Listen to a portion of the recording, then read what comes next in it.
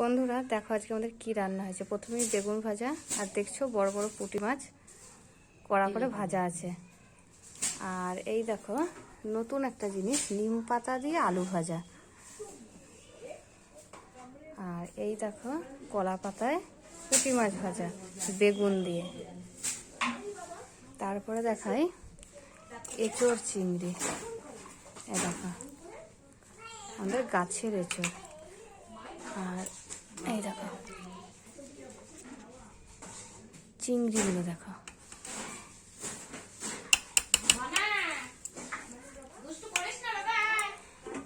আর এই দেখো আমাদের চিকেন রান্না হয়েছে, একটু কষা কষা করে। পাতলা ঝোল তো প্রায় দিনই খাওয়া হয়, তো আজকে হলো দোল। তো দোলে আজকে ভাবলাম যে বাড়িতে একটু কষা কষা মাংস করি। ঝোলটা তো প্রায় দিনই খাওয়া হয়, তো এই যে। আর তারপরে করেছি চাটনি, টমেটোর চাটনি।